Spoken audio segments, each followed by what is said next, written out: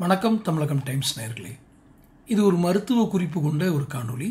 சுருக்கமாக கூறுகிறேன், இது ஆண்களுக்கான ஒரு மருத்துவ பகுதி. இது எல்லாரும் பார்க்கலாம், ஆண்களுக்கு மட்டும் அப்படின்னு சொல்ல மாட்டேன். என்ன அப்படின்னா, ஆண் உறுப்பு புற்றுநோய்.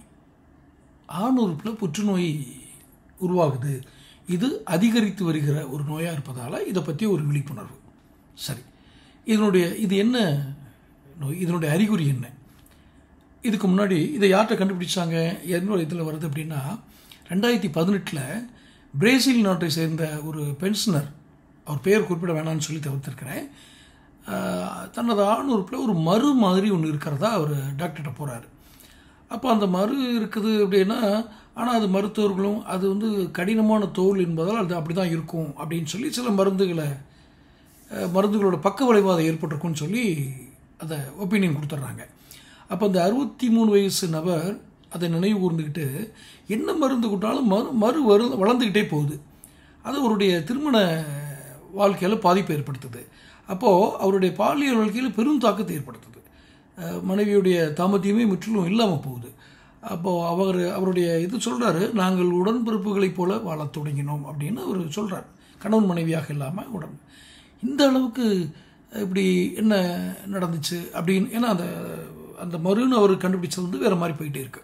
இப்போ 5 ஆண்டுகளாக அவர் மருத்துவமனைக்கு மருந்துகளை பரிந்துரைக்கும் மருத்துவ நிபுணரிடம் முன்னும் பின்னுமா சென்று பயாப்சிகளை செஞ்சு கொண்டார் அப்படின்னா ஆய்வு பண்ணிகிட்டே வர்றாங்க. அப்போது 2023 ஒரு நோய் அறிதல் அறிக்கை அவருக்கு கொடுக்கப்படுது. அதில் அவருக்கு ஆண் உறுப்பு புற்றுநோய் இருக்கிறதா சொல்கிறாங்க. அவர் மனசு ரொம்ப கடத்து போய் குடும்பத்தினருக்கு எப்படி தெரிவிக்கிறதுன்னு தெரிய முடிக்கிறாரோ அவங்களுக்கும் ரொம்ப இதாக இருக்குது. அப்போது இதில் ரொம்ப அதிர்ச்சிகரமான தகவல் என்ன, ஆண் உறுப்பினுடைய ஒரு பகுதியை துண்டிக்க வேண்டியிருக்கும். ஏன்னா இது புற்றுநோய், கேன்சர் பரவிடும், அதனால் துண்டிக்க வேண்டியிருக்கும் அப்படிங்கிறத அவரால் தாங்க முடியல. அப்போ அவர் தலையை துண்டித்த மாதிரி அவர் உணர்றார். எல்லா மனுஷனுக்குமே அப்படி தான், எந்த ஆணுக்குமே அப்படி ஒரு ஆணின் அடையாளமாக இருக்கக்கூடிய அந்த ஆண் உறுப்பை பாதியை கட் பண்ணிடுவோம் அப்படின்னா, பாதி இல்லை, ஒரு பகுதியை. அப்போது இந்த புற்றுநோய் பற்றி யார்ட்டையும் பேச முடியாது. ஏன்னா இது ஒரு சிலவங்க இதை பரியாசம் பண்ண ஆரம்பிச்சிருவாங்க.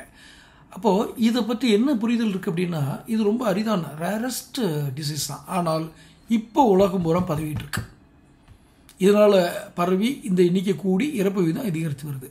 சமீபத்திய ஆய்வுகள் படி பிரேசிலில் ஆணுறுப்பு புற்றுநோயினால் மிக அதிகமாக 1,00,000 ஆண்களில் 2.1% இந்த புற்றுநோய் இருக்குது. ரொம்ப கவலை தரக்கூடிய ஒரு தான். 2ங்கிறது சாதாரண 2%, 2,000 பேர், 1,00,000ல் 2,000 பேர். அப்போ எத்தனை கோடி இருக்காங்களோ அவ்வளோ பேருக்கு அந்த நோய் இருக்குது. அப்போது சமீபத்தில் ஆய்வுப்படி அவர் பிரேசிலில் தான் ஆணுறுப்பு புற்றுநோய் அதிகமாக இருக்குது அப்படின்னு சொன்னாலும் கூட 2012 மற்றும் 2022 ஆண்டுகளுக்கு இடையில் தான் இவங்க நாட்டில் 21,000 ஆணுறுப்பு புற்றுநோயாளிகள் பதிவாகியுள்ளனர் அப்படின்னு பிரேசில் நாட்டுடைய சுகாதார அமைச்சகம் சொல்லுது. ஏன்னா இது நடந்தது பிரேசில். இதன் விளைவாக 4,000க்கும் மேற்பட்ட இறப்புகள் நடந்திருக்கு இந்த 10 ஆண்டில், 2012லேருந்து 2022. இந்த 6,500க்கு மேற்பட்டவர்கள் ஆணுறுப்பு புற்றுநோயாளிகளுக்கு உறுப்பு நீக்க அறுவை சிகிச்சை மேற்கொள்ளப்படுகிறது. அப்போ இது சராசரியாக 2 நாளைக்கு ஒரு முறை ஒருத்தர் இந்த மாதிரி பண்ணிக்கிறாரு அப்படின்னு ஒரு புள்ளி வரும். இதுபடி சொல்கிறாங்க. நோயை பற்றி தீவிரத்தன்மைகள் வேறு. ஆக பிரேசிலோட ரொம்ப ஏழ்மையான மாநிலம் அப்படின்னு பார்த்தீங்கன்னா மரன் ஹவாவ் அப்படின்னு சொல்கிறாங்க. உலக அளவில் அதிக ஆணுறுப்பு புற்றுநோய்களை கொண்டுள்ளது. அங்கு 1,00,000 ஆண்களில் 6.1% நோயாளிகள் இருக்குது. பிரேசில்லே ஒரு நகரம், ரொம்ப ஏழ்மையான நகரம். இதில் நம்ம பாருங்கள், ஆரம்பத்திலேயே இந்த இதை கண்டுபிடிச்சிட்டா அந்த புற்றுநோய் கட்டியை அறுவை சிகிச்சை மூலம் அகற்றிடலாம் அப்படின்னு ஒரு ஆய்வு. இது இந்த ஆணுறுப்பு புற்றுநோயை அந்த லேசர் சொல்லுவாங்க இல்லையா, அது மாதிரி கதிரியக்க சிகிச்சை, கீமோதெரபி போன்ற சிகிச்சைகள் மூலம் குணப்படுத்துறதுக்கு அதிக வாய்ப்பு இருக்குது ஆரம்பத்திலே கண்டுபிடிச்சா. ஆனால் சிகிச்சை அளிக்காமல் விட்டுவிட்டால் ஆண் உறுப்பின் பாதிக்கப்பட்ட பகுதி அல்லது முழுவதுமாக, ரொம்ப கொடூரமான விஷயம் அது, அறுவை சிகிச்சை மூலம் நீக்க வேண்டியிருக்கும். இது ஒரு பயமுறுத்தலுக்காக சொல்ல, ஒரு எச்சரிக்கை உணர்வு தான். மேலும் ஆண் உறுப்புக்கு அருகில் இருக்கும் விதைப்பைகள் போன்ற பிறப்பு உறுப்பினுடைய உறுப்புகளை நீக்க வேண்டிய அவசியம் ஏற்படலாம் அப்படின்னு சொல்கிறாங்க. சரி, இந்த ஜனவரி மாதம் இந்த பிரேசிலில் அந்த பாதிக்கப்பட்ட நபருடைய ஆண் உறுப்போட ஒரு பகுதியை எடுத்துடுறாங்க. வாழ்வோட மிகவும் கடினமான நேரமாக அவர் உணர்றாரு. அவர் இப்படி நடக்கும்னு அவர் எதிர்பார்த்துருக்க மாட்டார். அவர் ஒரு ஆண் தானே, அவர் எதிர்பார்த்துருக்கல. ஆனால் நடந்துட்டு சாதாரண நண்பர்களிடம் இதன் சோகத்தை பகிர்ந்து கடந்து செல்ல முடியவில்லை. ஆரம்பத்தில் அறுவை சிகிச்சைக்கு பயந்திருக்கார், ஆனால் வேறு வழி இல்லை. அறுவை சிகிச்சைக்கு பிறகு முதல் வாரத்தில் மிகவும் சோகமாக இருந்தேன் சொல்கிறார். ஒரு ஆணோட ஒரு உறுப்பு ஒரு பகுதி துண்டிக்கப்படுவது ரொம்ப பயங்கரமானது அப்படின்னு சொல்லி அவருடையது. சரி, இதில் அடுத்த கட்டத்துக்கு வருவோம். சிகிச்சையில் ஆண் உறுப்பு முழுவதும் நீக்கணுமா அப்படின்னு ஒரு கேள்வி வருது இல்லையா? அப்போது அதுக்கு என்ன அறிகுறிகள் இருக்குது? ஆண் உறுப்பில் ஆறாத புண்கள் ஏற்படுவது மற்றும் ஒரு அதிக துர்நாற்றம் கொண்ட திரவங்கள் வெளியேறுவது, இது மாதிரி இருந்துச்சுன்னா இதுதான் அதுக்கான அறிகுறி.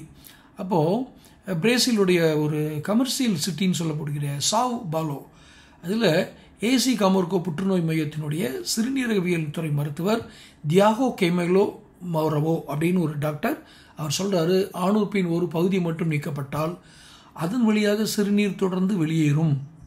ஆனால் முழு பாகம் நீக்கப்படும் நிலையில் சிறுநீர் குழாய் தொலை, விதைப்பை மற்றும் ஆசனவாய் இடையே உள்ள பகுதிக்கு பெரினியம் அப்படின்னு சொல்கிறாங்க, அந்த இடத்துக்கு மாற்றிடுறாங்க. இதனால் நோயாளி கழிவறையில் அமர்ந்த நிலையில் தான் அவர் சிறுநீர் கழிக்க வேண்டிய சூழ்நிலை ஏற்படும். நிபுணர்களுடைய கருத்துப்படி ஆணுறுப்பு புற்றுநோய் உருவாக பல ஆபத்து காரணிகள் இருக்குது. பிமோசிஸ் அப்படின்னு சொல்லப்படுகிற இறுக்கமான நுனித்தோல் இருப்பது அப்படின்னு, அதாவது பிமோசிஸ் அப்படின்னா ஆணுறுப்புடைய நுனி இறுக்கமாக இருப்பது. புகைப்பிடித்தல் இதுக்கு ஒரு மிக முக்கிய காரணமாக சொல்கிறாங்க. புகைப்பிடித்தால் இந்த மாதிரி ஆணுறுப்பு புற்றுநோய் வர வாய்ப்பு அதிகம். சொசைட்டி ஆஃப் யூரோலஜி அப்படின்னு பிரேசிலில் இருக்கிற மெரிஷனியோ டென்னர் கார்டிகோ அந்த டாக்டர் சொல்கிறாரு, சுகாதாரம் இல்லாததும் இந்த நோய் ஏற்பட காரணம். ஒரு ஆண் தன் உறுப்பினுடைய நுனித்தோலை சரியாக சுத்தம் செய்ய தவறினால் அதில் சுரக்கும் ஒருவித சுரப்பு அதிகரித்து தேங்கி அதுவே பாக்டீரியா தொற்றுக்கு இன்ஃபெக்ஷன் ஆகி மீண்டும் மீண்டும் ஏற்பட்டால் புற்றுநோய் கிட்டே மாறக்கூடிய வாய்ப்பு அதிகம். அது சரியாக சுத்தம் பண்ணலைன்னா ஆண் உறுப்போட இதில் ஒரு அந்த இதை தேங்கி ஒரு திரவமாக மாறுது, அது ஒரு இன்ஃபெக்ஷன் ஏற்படுத்துது, அது புற்றுநோய் கிட்டே மாறக்கூடிய வாய்ப்புகள் அதிகம். சரி, அவர் என்ன சொல்கிறாரு, மனித பாப்புலோமா வைரஸ் HPV அப்படின்னு வைரஸ், இது குறித்து நம்ம சேனல்லையே டாக்டர் சுதா தீப் அவர்கள் இந்த HPV வைரஸை பற்றி நிறைய சொல்லியிருக்காங்க. நீங்கள் அதையும் கூட பார்க்கலாம். தாக்கம், இந்த மனித பாப்புலோமா வைரஸினுடைய தாக்கம் தொடர்ந்து ஏற்பட்டாலும் வாய் மற்றும் ஆணுறுப்பு மற்றும் புற்றுநோய் வழிவகுக்கும். வாயிலையும் வரலாம், ஆணுறுப்புலையும் வரலாம் புற்றுநோய், வாய் புற்றுநோய். HPV என்பது ஒரு வகை வைரஸ். அதை பற்றி விரிவான விவரங்களை நீங்கள் நம்ம சேனலில் இருக்கிற டாக்டர் சுதாதீப் அவங்களுடைய தான் நீங்கள் பாருங்கள், திரும்ப வலியுறுத்துகிறேன். HPV வைரஸை பற்றி அவங்க சொல்லியிருப்பாங்க. அப்போது இது HPV என்பது ஒரு வகை வைரஸ் குழுவிற்கு வழங்கப்படும் பொதுவான பெயர் தான், ஒரு வைரஸ் குழு. அது HPV உயர் செயல்திறன் கொண்ட வைரஸ், ரொம்ப ஹையஸ்ட் இன்ஃபெக்ஷன் ஆகக்கூடியது. அது தொடர்பான தொற்றுகளை தடுக்க தடுப்பூசி அவசியம், தடுப்பூசி போடணும். ஆனால் பிரேசிலில் அந்த தடுப்பூசி கொஞ்சம் செலுத்திக் கொள்ளும் விகிதங்கள் தேவையான அளவு விட குறைவாக இருக்குது. இவ்வளோ போடணுமோ அதை விட கம்மியாக இருக்குது. அப்போ கார்டிகோ அந்த அவர் மேலே என்ன கூறுறாருன்னா, பிரேசிலில் தடுப்பூசிகள் கிடைத்தாலும் HPV தடுப்பூசி செலுத்திக் கொள்ளும் விகிதம் குறைவாகவே உள்ளது. தடுப்பூசி செலுத்திக் கொள்ளும் விகிதம் பெண்களிடம் 57%, ஆண்கள்கிட்ட 40% இருக்குது. சரி, பிரேசில் தடுப்பூசி பற்றி தவறான தகவல், அதாவது செயல்திறன் பற்றி சந்தேகங்கள், தடுப்பூசி பிரச்சாரங்களின் பற்றாக்குறை ஆகியவை இந்த பிரச்சனை தீவிரப்படுத்துகிற சொல்கிறாங்க. தப்பான புரிதல் எல்லாத்துக்குமே இருக்கும். அப்போ இது உலகம் முழுவதும் இது பிரேசிலில் மட்டும்தான் இருக்கா அப்படின்னா இல்லை, இது பிரேசிலில் மட்டும் இல்லை. சமீபத்திய ஆணுறுப்பு புற்றுநோய் ஆராய்ச்சியின்படி உலகம் முழுவதும் இது நோயாளி எண்ணிக்கை அதிகரித்து வருகிறது. 2022ஆம் ஆண்டில் JMIR பொது சுகாதாரம் மற்றும் கண்காணிப்பு என்ற ஒரு பத்திரிகை 43 நாடுகளின் சமீபத்திய தரவுகளை உள்ளடக்கிய பெரிய அளவிலான ஆய்வு முடிவுகளை வெளியிட்டது.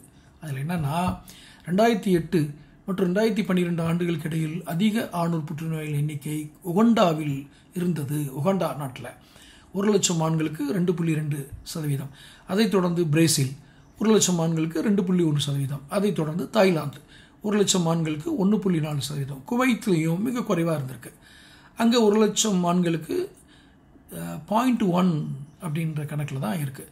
வளரும் நாடுகளில் ஆணுறுப்பு புற்றுநோயின் பாதிப்பால் அதிக இறப்புகள் ஏற்படுகிறது என்றாலும் பெரும்பாலான ஐரோப்பிய நாடுகளில் இந்த நோயின் தாக்கம் அதிகரித்து வருது. யூரோப்பியன்லாம் அதிகமாக இருக்குது என்பதை சீனாவினுடைய சன்யாட்சன் பல்கலைக்கழகத்தை சேர்ந்த லிவென் யூ மற்றும் தியான் தலைமையிலான ஆராய்ச்சியாளர்களும் கண்டறிந்திருக்கு. சரி, இப்போது இது ஒரு குறிப்பிட்ட வருஷத்தில் எடுத்து பார்ப்பாங்க இந்த நோய் எப்படி வந்திருக்குன்னு. 1979 மற்றும் 2009 ஆண்டுகளுக்கு இடையில் பிரிட்டனில் ஆணுறுப்பு புற்றுநோயோட எண்ணிக்கை ரொம்ப அதிகரிச்சிருக்கு. சரி, இந்த புள்ளி விவரங்கள்லாம் சொல்லிகிட்டே போகலாம். 1.8, 1.2, 1.2 இப்படின்னு. குளோபல் கேன்சர் ரிஜிஸ்ட்ரி கணிப்பு எதிர்வரும் 2050 ஆண்டில் ஆணுறுப்பு புற்றுநோய்களுடைய உலகளாவிய எண்ணிக்கை 77% போயிரும்னு சொல்கிறாங்க. இதை மட்டும் இது குறித்து பயப்படக்கூடாது. இது ஒரு புள்ளி விவரம் தான். இதை குறைக்கிறது நம்ம கையில் தான் இருக்குது. மேலும் இந்நோய் வருவதற்கு ஆண்களுக்கு தான் அதிகமாக ஏற்படும் அப்படின்னு வாய்ப்பு அதிகமாக இருக்குது. 60 வயதுக்கு மேற்பட்ட ஆண்கள் இதனால் அதிகம் பாதிக்கப்பட்டுள்ளதாக எக்ஸ்பர்ட்ஸ் நியூபரல் சொல்கிறாங்க. அப்போது ஆணுறுப்பு புற்றுநோய் என்பது ஒரு அரிதான நோய் தான். ஆனால் இது ஏற்படாமல் தடுப்பது சுலபம் அப்படிங்கிறாங்க. எப்படி சுலபம்? ஆண்கள் ஆண் உறுப்பை சோப்பு மற்றும் தண்ணீரில் தினமும் சுத்தம் செய்ய வேண்டும். குறிப்பாக உடலுறவுக்கு அப்புறம் கழுவது ரொம்ப ரொம்ப முக்கியம் அப்படின்றாரு. சரி, உடலுறவின் போது ஆணுறைகளை பயன்படுத்துதல் அப்படின்னு ஒரு மெத்தட் இருக்கு இல்லையா, அது ஆணுறுப்பின் முன் தோல் தடினமாக இருப்பின் அறுவை சிகிச்சை செய்து நீக்குதல் ஆகியவை ஆணுறுப்பு புற்றுநோயோட அபாயத்தை குறைக்கும்னு சொல்கிறாங்க. எப்படி காண்டம் யூஸ் பண்ணணும், எப்படி இந்த நுனியோட தன்மை இது தடிமன் ஆயிடுச்சுன்னா இதாகும் அப்படின்னு சொல்கிறாங்க. இந்த சோதனை நான் குணமடைந்து விட்டேன் என்று கூறும் என்று நம்புகிறேன். அதாவது ஒரு தற்சமயம் அந்த சோதனையெல்லாம் பண்ணவங்க பாதி நீக்கப்பட்டிருக்கு, வாழ்நாள் முழுவதும் வருத்தம் தரக்கூடியதான், இருந்தாலும் அறுவை சிகிச்சைக்கு பிறகு வழி இல்லாமல் இருக்கிறேன் இப்படி சொல்கிறவங்களும் இருக்காங்க. அப்போது பிரிட்டனுடைய பிரிட்டனுடைய புற்று ஆராய்ச்சி அறிக்கையின்படி ஆணுறுப்பு புற்றுநோயால் பாதிக்கப்பட்ட ஆண்களில் 90க்கும் அதிகமானோருக்கு அவர்களது உறுப்புக்கு அருகில் உள்ள நிணநீர் மண்டலம்னு சொல்கிறாங்க. அதை தொற்று பரவவில்லை எனில் அவர்கள் 5 வருடங்கள் அல்லது அதற்கு மேற்பட்ட காலம் பிரச்சனையின்றி வாழலாம். அப்போது இது ஒரு புள்ளிவரங்களோட ஒரு விஷயந்தான். தவிர்க்கலாங்கிறதுக்கும் ஒரு விஷயம் சொல்லிட்டாங்க. நல்லா சுத்தமாக வச்சுக்கிறது ஒன்று. தோல் தடிமனாக இருந்தால் அறுவை சிகிச்சை பண்ணி நீக்கிருங்கடா. இது அதிகரிக்க வாய்ப்பு இருக்குது அப்படிங்கிறதுனால நாம் கவனத்தில் எடுத்து, இது ஆண்களுக்கு தான் இது வர்றது வாய்ப்பு அதிகம். இதனுடைய விளைவுகள் மோசமாக இருக்குனால திரும்ப ரிப்பீட் பண்ணுற தப்பாக எடுத்துக்கூடாது. ஒன்று அந்த கேன்சர் வந்த பகுதியை நீக்கிடுறாங்க அல்லது முழுவதுமாக ஆணுறுப்பு நீக்கப்படுகிறது. இப்படி அபாயம் இருக்கனால ரொம்ப சுத்தமான ஒரு காலத்தை நம்ம நோக்கி போகணும். சுத்தப்படுத்துதல் மற்றும் அதை தொடர்ந்து நாம் செய்யக்கூடிய தடுப்பூசி முறைகள், HPV வைரஸ் வராமல் தடுக்கிறது, இதெல்லாம் ஒரு பாதுகாப்பு எச்சரிக்கைக்காக மருத்துவ குறிப்பாக தான் இதை குறிப்பிடுறோம். மீண்டும் ஒரு காணொலியில் உங்களை சந்திப்போம். சப்ஸ்கிரைப் பண்ணாதங்க சப்ஸ்கிரைப் பண்ணுங்கள், நோட்டிஃபிகேஷன் பில் பதிவு பண்ணுங்கள். மீண்டும் சந்திப்போம். நன்றி, வணக்கம்.